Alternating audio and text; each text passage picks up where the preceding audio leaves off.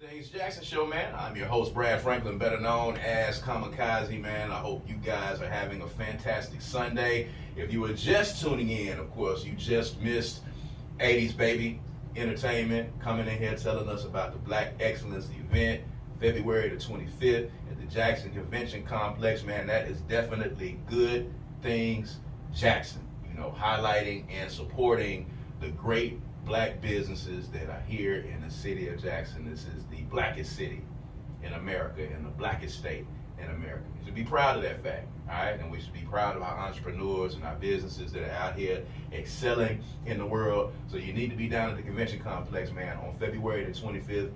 Make sure that you support them. You can hear about that event right here on 97.7. There'll be tickets given away for that as well.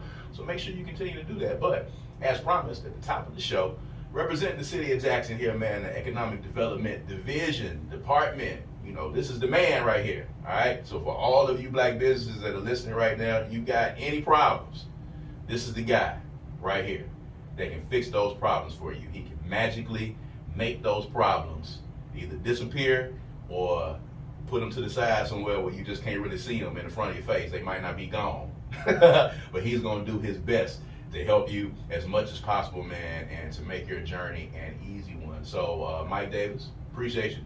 Well, as always.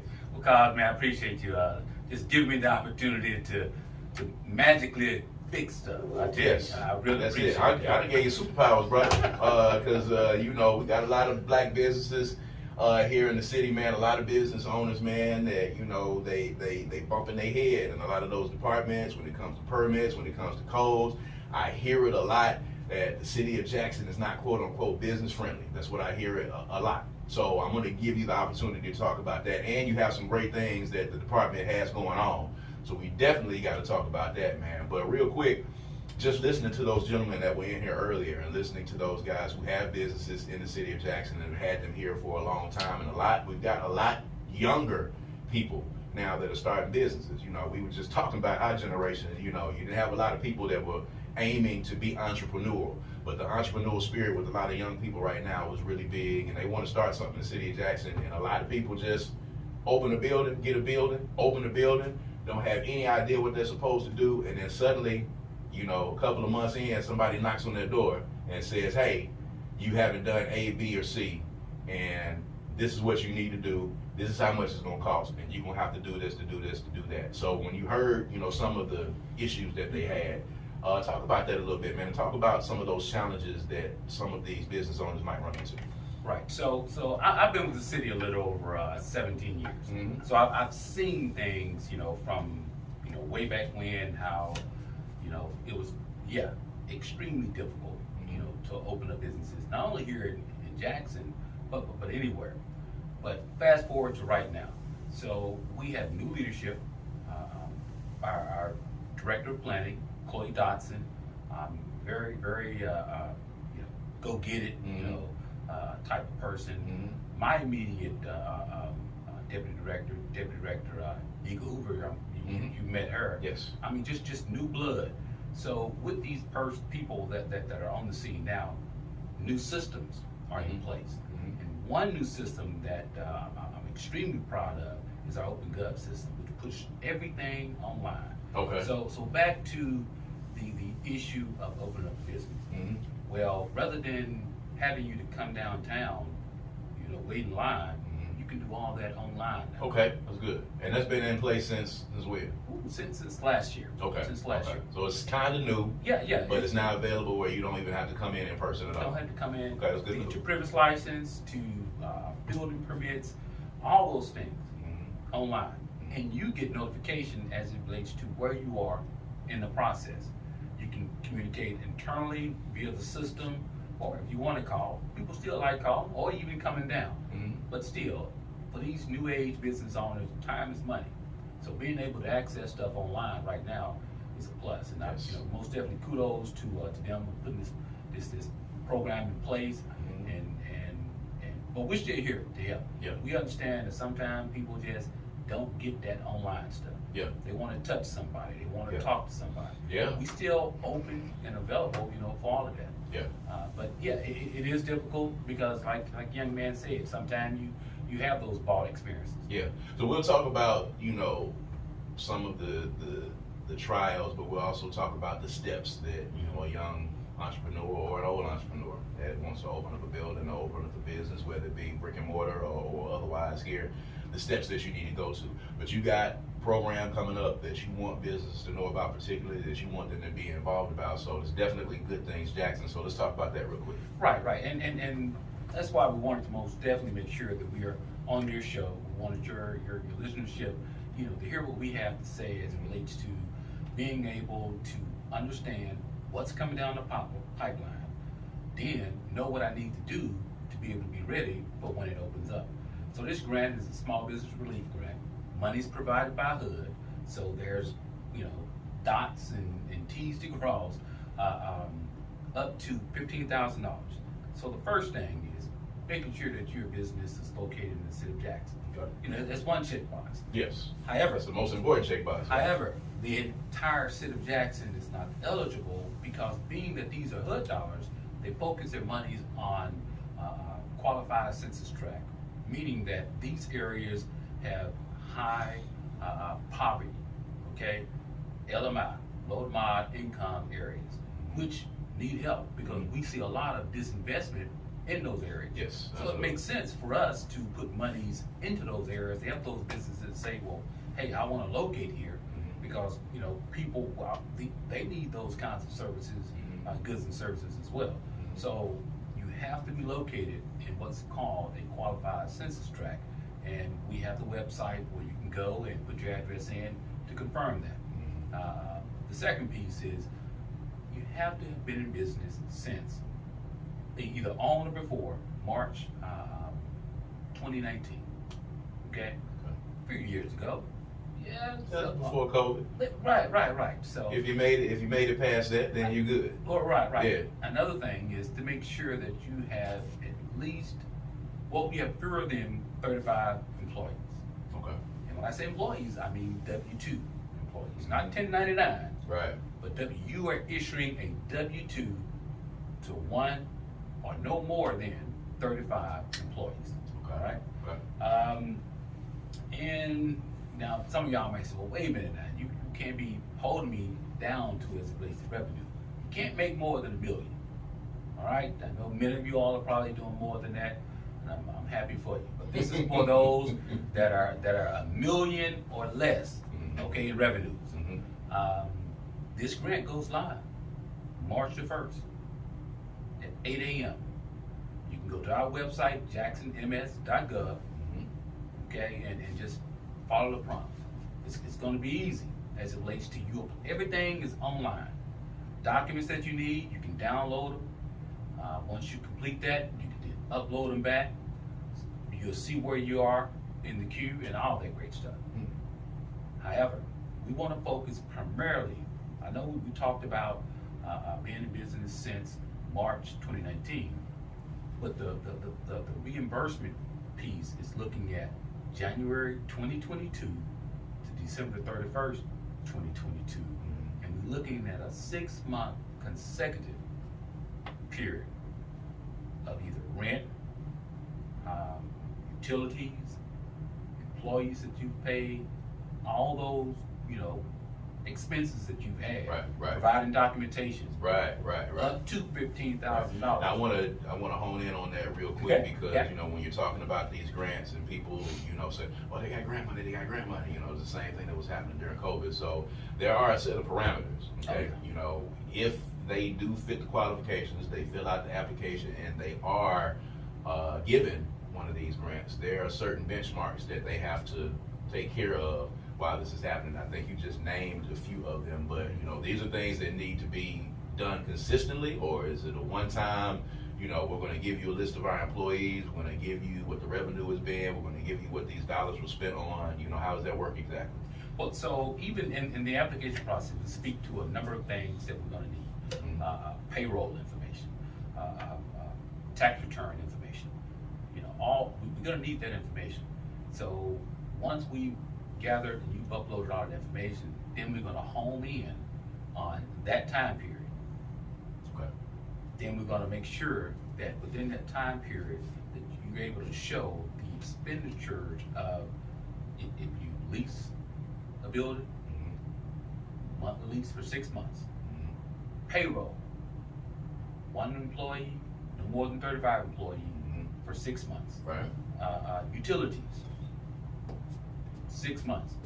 Add all it up, if it adds up to be $80,000, well, good. So You'll be eligible for $15,000. So you're eligible for 15,000 and up. No, up Just to 15, up to $15,000. I got you. Correct. I got you. So yeah, these grants would definitely be able to help businesses to, at least get started. I mean, what was the aim? Let's start there. Was the aim of it to help more smaller businesses get started, keep them afloat, give them a leg up? What was the thought process behind it? So it's mostly based upon understanding that during this COVID period, a lot of our businesses had to pivot. They lost employees, they've lost revenues, and all those things. So these dollars are primarily focused on, just helping them through a period. And in this, we have a limited pot of money to be able to do that. So up to $15,000 is that pot, and based upon creating jobs, we circulate that money back in there so that you can retain or create jobs and stay afloat, and then eventually grow on. So it's a means to try to help these businesses grow and get to the next level. So Correct. What is the time frame on applying for these grants? You said it's going to go live when? March 1st, 2023. So we are less than 15 days away. Yes. So how long is it going to be up for them to be able to sign up for that? Until the funds are depleted. Now, there's one other crucial piece. Yes. Crucial piece. All right. DUNS number. Okay, a DUNS number is free. The free DUNS number takes 30 days. Explain to folks what the DUNS number is, because this catches up a lot of folks a lot of times with these. Right. So DUNS number, DUNS and Bradstreet number, for businesses really is your ability to create credit. Yeah, I mean that is that piece that you want to have in place to be able to show that you're able to create credit. Moving from your personal finances to your business finances, and also it's a means and a mechanism to where federal agencies and government agencies, they want to see that you have a DUNS number, because it's crucial in their documentation as well. Yeah. So back to free DUNS number, There you go. 30 working days. Grand open in less than 15. Limited funds, okay? Right. There is a paid DUNS number through DUNS and Bradstreet, 8 working days, Okay. but it costs How much? $229. There you go. Okay. Now, not recommending that you do that. I'm just laying this out there. Because you have to have a DUNS number. You have to Either have- way. Yeah, you got to have a DUNS There you number. go. There you go. Also, I want to make sure it's clear. These funds are not guaranteed. Just because you apply doesn't guarantee you get it. Right. Not when you have been approved. Oh, You're once you're fine approved, then. yeah, you good. Yeah. But I mean, you have to do it. You have to be environmental, approved. Yeah, there's stuff To be that approved. right. So just want to make people aware that. Yeah, it is a grant monies that you don't have to pay back. But rest assured, there are documentations and policies and procedures we have to follow Right. before we can say, yeah, you are approved. Who is the committee, or how are these approvals going to be made? So the once again, it's an online system Okay. where there are checkpoints from somebody's doing the environmentals, somebody's verifying that the documents are all accurate, somebody's then re-looking at to make sure that person had everything in place before we're able to say yay or nay. Okay. So it's not this large committee of folk eventually looking at it saying, yeah, we like that person or we like that person. Nah. So none you of don't that. want them to call you if they don't get it. No need to call me. There's a process. There's a process. But I want you to call me, if you're having some issues, and I won't shy away from providing my number. My number is area code 601-960-1851. That is my direct office number. My email address is mdavis@jacksonms.gov. You know, I wanna be your advocate, you know, to help you. I mean, hey, I'm just like the other And guy. I want you to win. He does answer the phone, folks, and he does answer questions. And you know, he, as he said, he's been doing this for about 17 years. So you know, in the time that you know I have had encounters with him, he's always picked up the phone, always tried to be as helpful as he possibly could within the parameters that he was allowed to be helpful. So you know, that's a very important thing. But as a business person, accessibility is important. So he's talked about, you know, you guys being able to go online and get a lot of this handled. A lot of you guys have talked about going down and in person and running into roadblocks when you're going down there in person or filling out paperwork or running into people that might not exactly know what it is that you need to do, not having all of the intimate knowledge of what needs to go on to be able to help you. And I can understand that that is frustrating. So talk a little bit about, you know, we're going to go back to this grant in just a second, but you know, I do want to touch on this while you're here. Talk about some of the biggest mistakes that you see in startup businesses in the city of Jackson-Macon, because I'm going to tell you, in this day and age, we're in the social media age. You know, we're in this quote-unquote LLC age, where you know everyone has found out now that you can pay $50 to the Secretary of State's office, and you can get an LLC, and you can have your business, and you can start your business. And a lot of people think, as long as I got that, and I go get a building, you know, there's a lot of buildings that are affordable for people to be able to get, and I'm just gonna get started doing what I do. So what are some of the biggest mistakes that you see right off the bat with people when it comes across your desk? Well, no, so folk need to understand that just because you have an idea does not mean that that idea is gonna be a winner for you. Yes. So we want to circle back to saying, hey, have you done a business plan? If you tell You're taking them all the way back there. Yeah. If Okay. you've done a business plan, then you understand your marketing plan, you understand who your competitors are, you understand who your customers are. Everybody is not your customer. If you tell me everybody's your customer, I say, ooh, that ain't looking good for you. Right, How right. you gonna spend your money to advertise? Right. Everybody is not on every Yes. station. So that piece is extremely important. Mhm. Once we got past that piece, then we want to talk about your Do finances. y'all provide that? If somebody comes in and say, I need some assistance in just starting from scratch.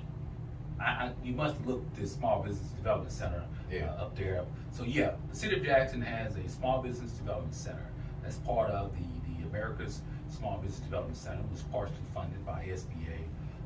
And there are a number of us throughout the state of Mississippi, but we're the only municipality that has a Small Business Development Center. We provide free technical assistance to business owners, business plans, performers, how to do certain things. Yeah, we provide that service for free.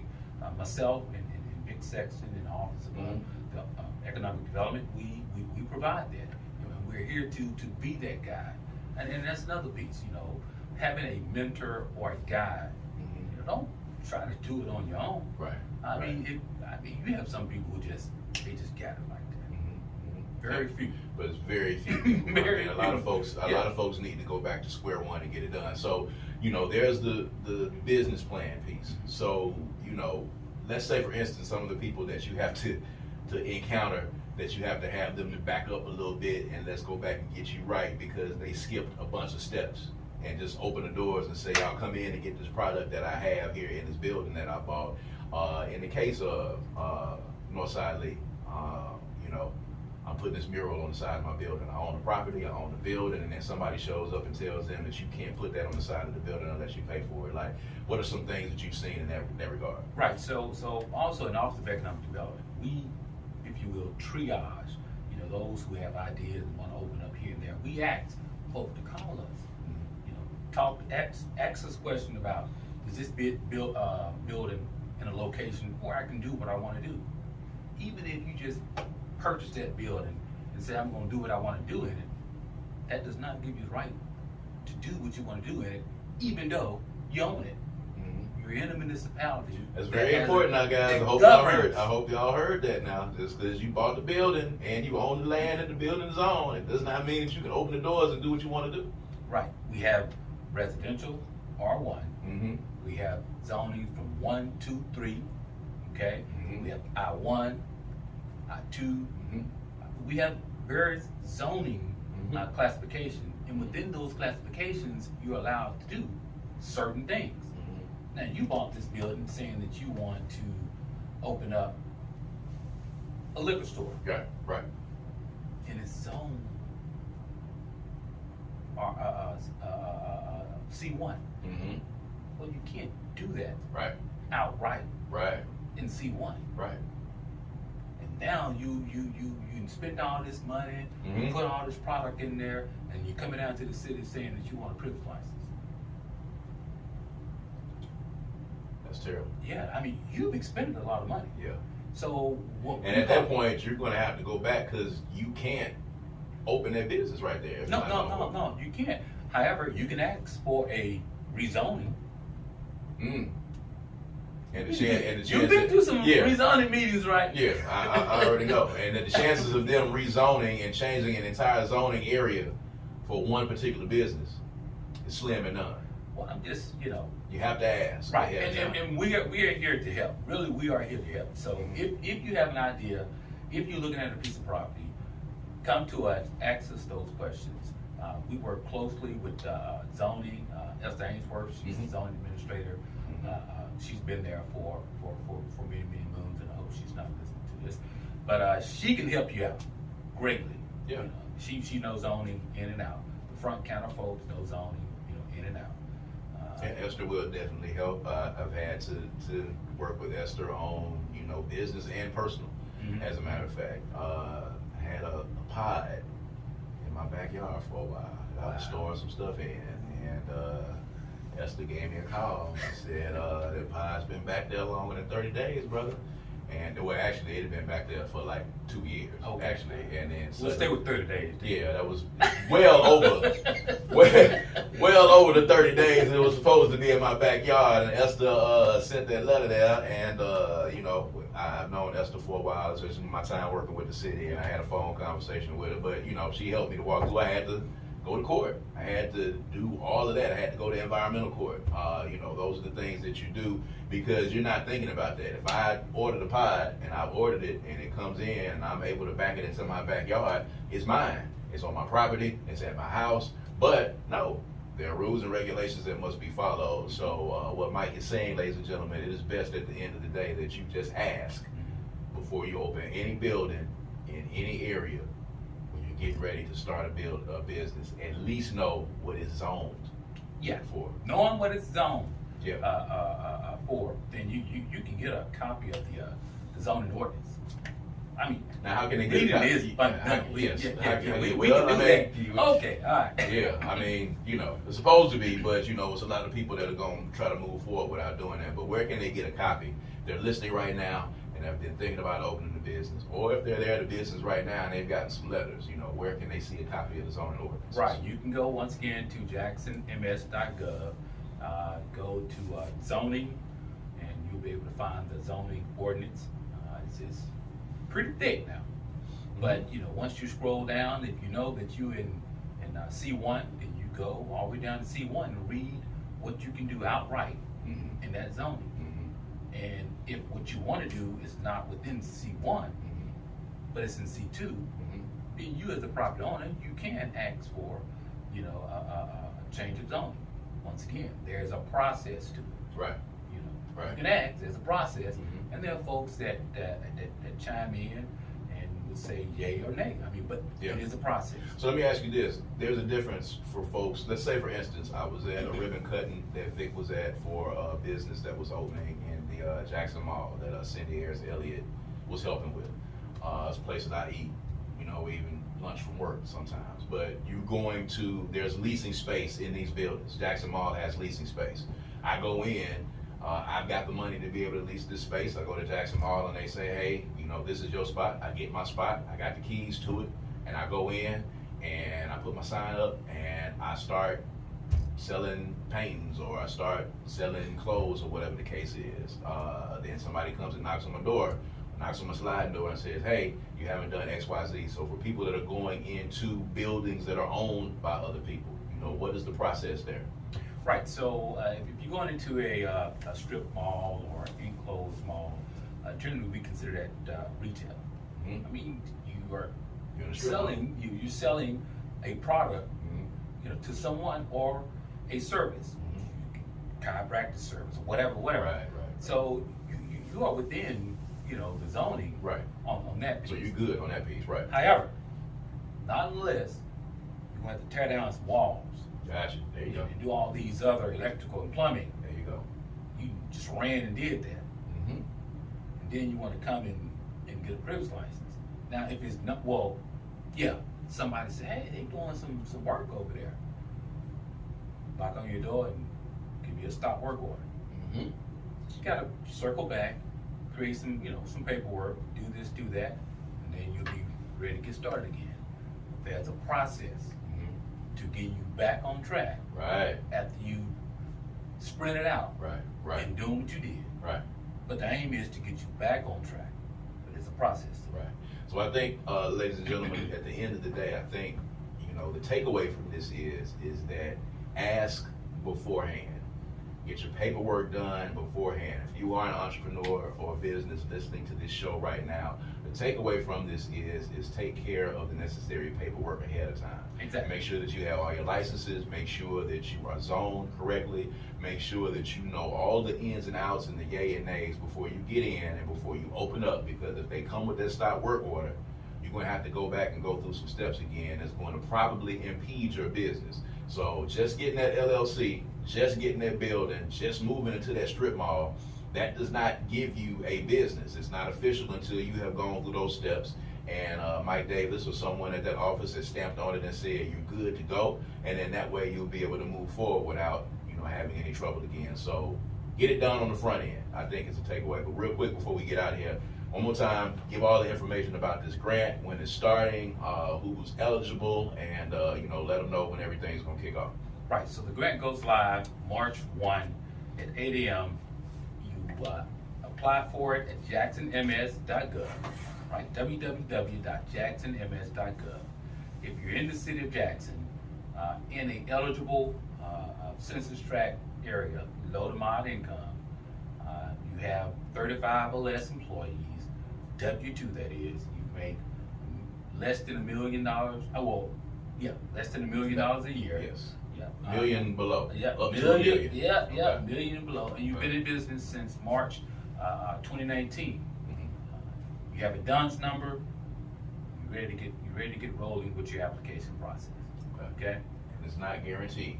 It's not guaranteed, and it's up to $15,000. Now, what determines the amount up to $15,000? Is it the ask, or is it what is determined? It is the reimbursement amount of expenses that you've shown from the time period of January 2022, December 2022, a 6-month period Okay. of expenses that are eligible: lease, rent, utilities, payroll. Mhm. Adding all those up in that 6-month consecutive period, that will determine, what that reimbursement amount is. If it's only $5,000 that you had during that time period, well then there it is. That's what you If get. it's $20,000, There you go. well then you can So look they at the won't be max, able 15. to. They won't be able to ask for more than what they're going to put out on the other end. Okay. So give them once again the email address and the number for them to get directly in touch with you. Maybe they've heard some things in this conversation that they need to ask about. Maybe they skip some steps and they need to call you to try to get straight. How can they do that? Right. So my email address is mdavis@jacksonms.gov. My direct office number is 601-960-1851.